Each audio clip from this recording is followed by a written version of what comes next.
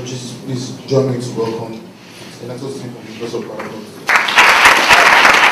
The Niger Delta, located down south of our country, Nigeria, a region known for its rich cultural diversity, has over 40 ethnic groups and 250 different dialects. It is enveloped by the mangrove forests, swamps, rivers, and of course endowed with rich natural resources and fertile land.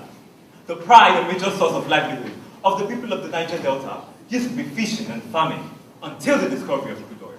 Before the advent of crude oil, Niger used to flourish in supply of various seafood to the nation, like fishes, crabs, crayfish, periwinkles, turtles, and so on, and also prospered in the production of exotic agricultural products like palm produce, maize, cassava, and various vegetables. It used to be an agricultural slum. But presently, the region is a shadow of itself. In recent times, what stories? Activities at and on local government. Militancy, oil theft, pipeline vandalism, and subsequently oil spillage. Your thoughts, right? These and many more are not far from the realities of life. Let us not overlook the fact that the discovery of crude oil has brought a lot of wealth to the region and the nation at large. But with this wealth came a price. The activities of the oil industries have brought untold hardship to the indigents of the region, as their atmosphere is constantly being polluted, their farmlands rendered unproductive for farming activities, their waterways a cemetery for dead aquatic organisms, not to mention the reoccurring environmental hazards like the pandemic black soot the city of PortHarcourt and its environs experienced recently.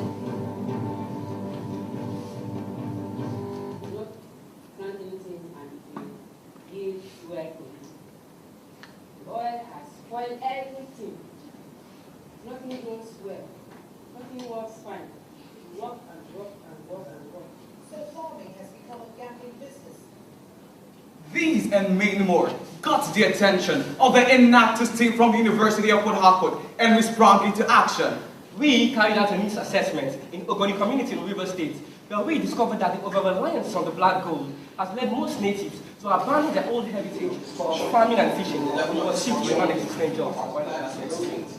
They demand compensation for the loss of their natural heritage, and when these are not forthcoming, they are made as unemployed and resort to unhealthy means of survival. Socially, the youths are restive and become tools for societal vices. They engage in robbery, militancy, cultism, kidnapping, and illegal refining of crude oil through unethical means, thereby contributing to the environmental hazards facing society. Economically, we discovered that their farmers were pumping in a lot of money into the purchase of fertilizers, as just the soil alone was not good enough for the growth of their crops. A lot complained about their crops dying at an early stage, and some spoke about poor output even if these crops managed to survive. Despite all these farmers had to remain in business as it is their only means of survival. We decided to address the challenge facing the farmers in this community as we took soil samples to the laboratory to carry out a series of tests to determine the causes of these problems.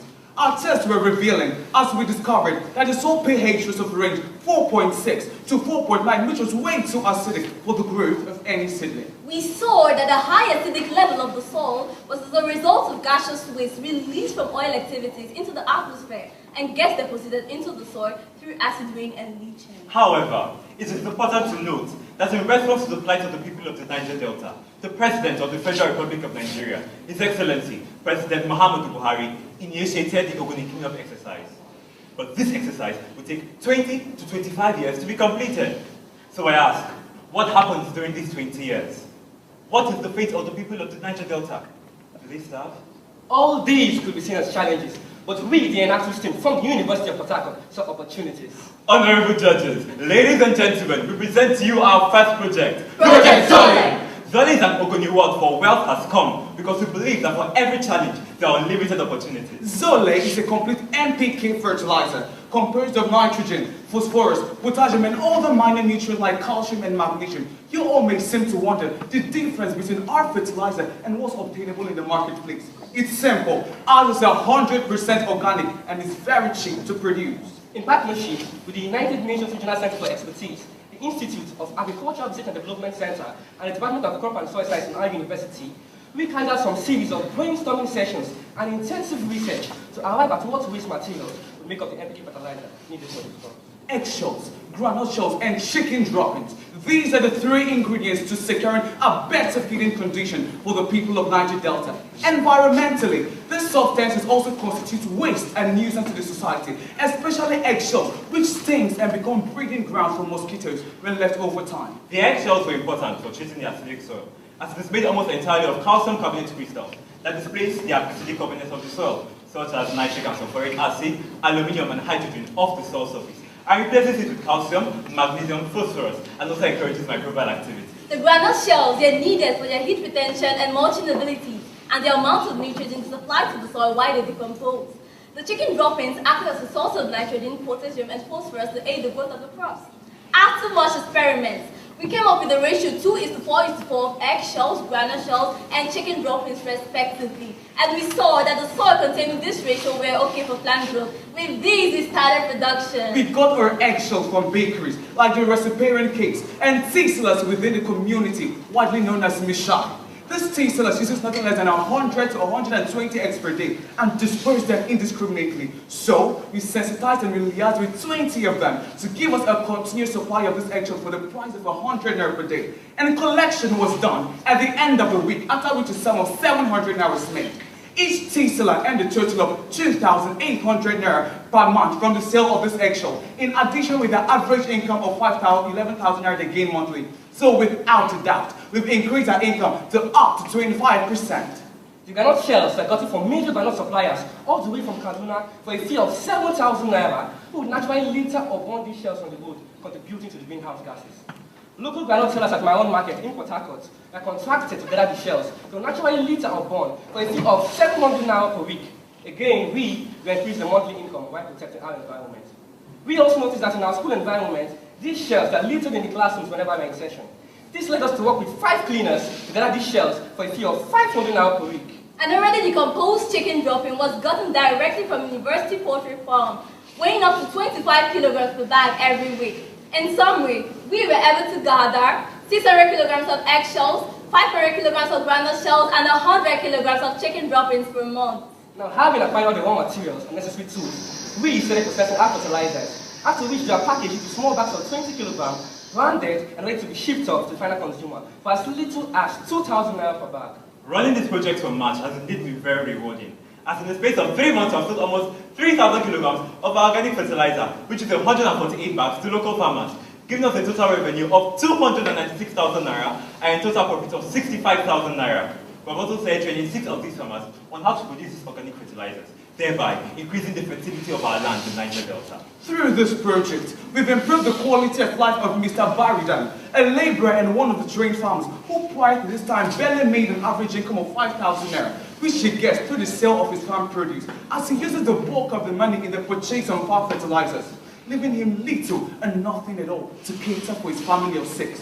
But now, we have given him a source of livelihood as he's into the production and sale of our cheap, eco-friendly Zole fertilizer. As expected, several testimonies have started trooping in. Here is the testimony of Mr. Baradam, a local farmer, and Ms. Chioma, a student farmer in our university. I come met the farm. I come see saying the tree don't get grown now. The tree come first. Now, I use Zole fertilizer, and it is better than conventional fertilizers in the sense that it increased my yield and it decreased my soil pH. The soil pH in this elevator area is slightly acidic. now, we have solved one half of the problem. But what happens to communities with damaged soils, where farming activities are no longer feasible? This might seem as an impossible task, but not to worry. The Enactus team from the University of PortHarcourt still have the trick up her sleeve. Honorable judges, ladies and gentlemen, we present to you our next project, Hydroponics. Hydroponics is our own version of the very popular hydroponic system, but this time we're making use of cheap locally sourced materials. A hydroponic system is a system whereby plants are grown in a water-based nutrient-rich solution. It does not make use of soil, and the plant grows 7 times faster than the normal planting system, with a 60% greater yield. What you just need is to build a framework that supports plant access to air and water nutrients. Now, having said that, we developed different models of the hydroponic system based on the type of crop a farmer wishes to plant. The criteria we worked with are the size and weight of the root. Therefore, for crops with heavy root like tomatoes, we designed the system using a bucket framework. While for crops with like vegetables or beans, we designed the system using a wooden framework. After this framework has been set up, the crops are planted in a nursery, through which after when they sprout, they are transplanted into the hydroponic system. To set up a standard hydroponic system will take about 75 to 100,000 naira depending on the model, consisting of PVC pipes, metal or wooden frame, a storage tank, and an electric pump. Well, this can be very expensive for families to get, but with our model, the PVC pipes are replaced with plastic water containers that are littered around. These plastic water containers are mounted